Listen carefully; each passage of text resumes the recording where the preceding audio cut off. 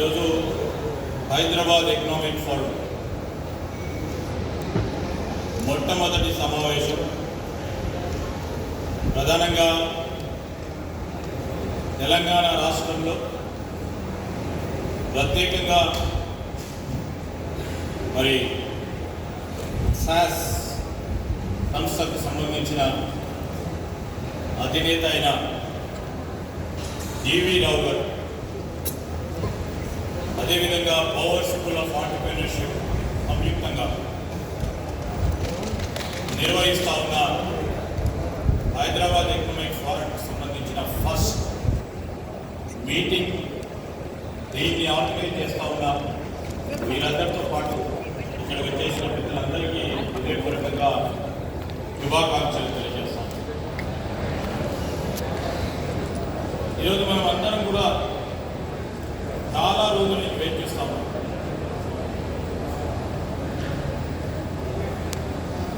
Global economic forum,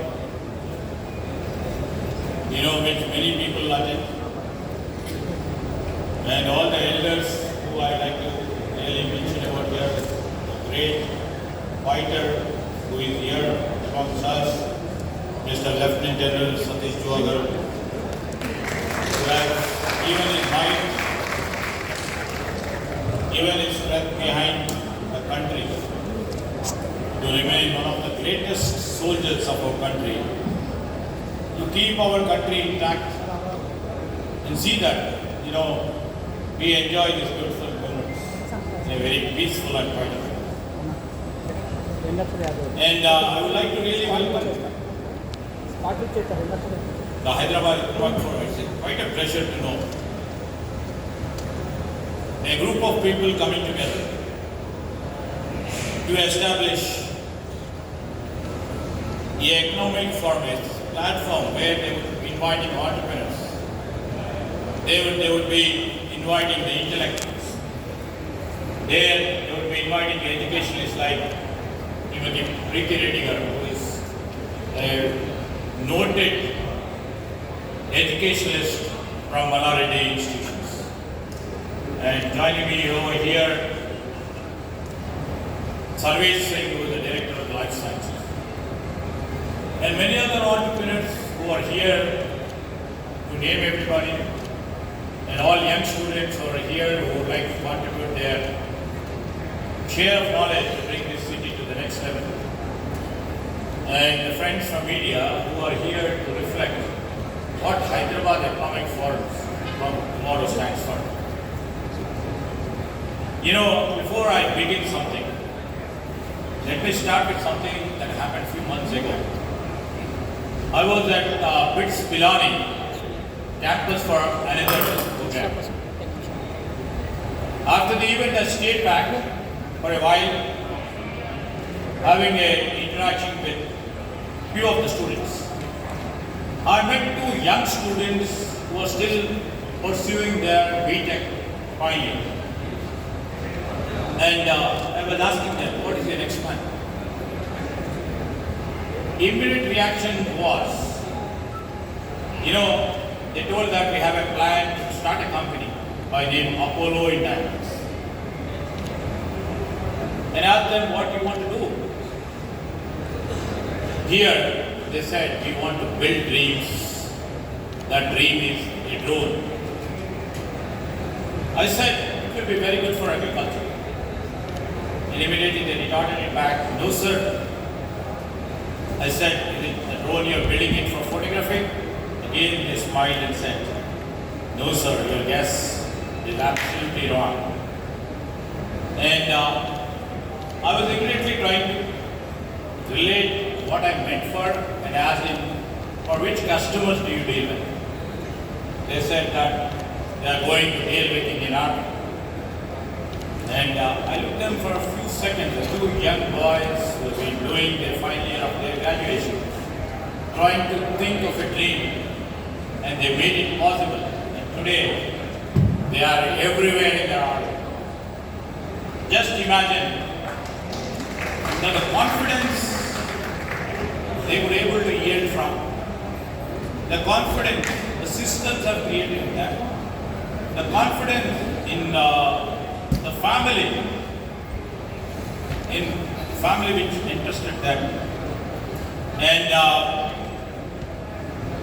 a confidence with the institutions I've given them. I'll pause for the moment, I want to know more, and I went inside their incubation center, and I've seen 2 young guys and 4 or 5 people working, and I couldn't believe it. Their level of knowledge and how they are pursuing it while they are conceiving the drone technology which is required in that, while they have an ambition to serve for the Indian Army. And that was not a fancy factory which many people built. And it was not a fancy office over there too.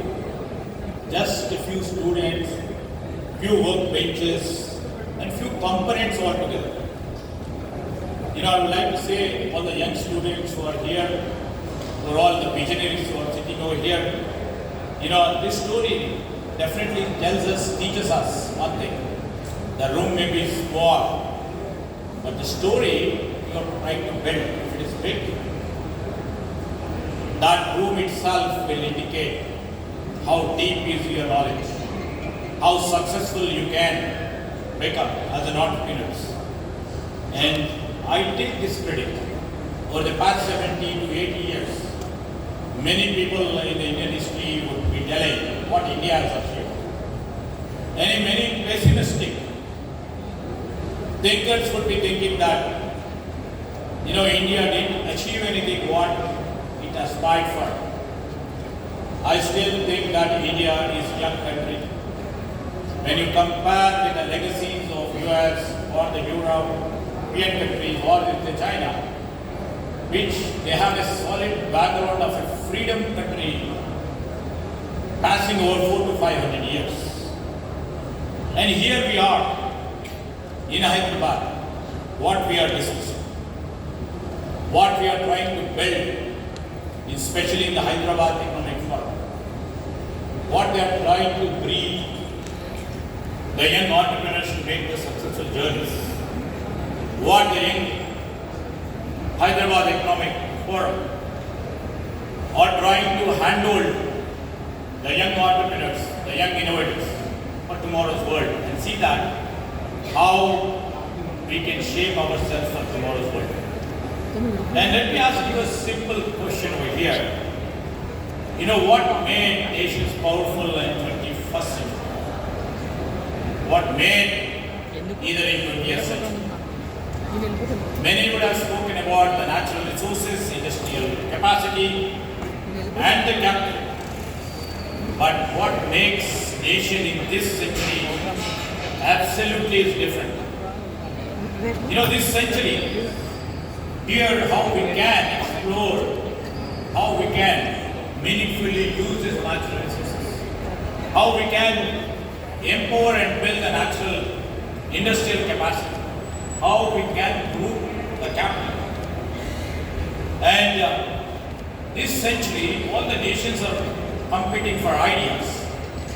They are competing for talent. They are competing for innovation.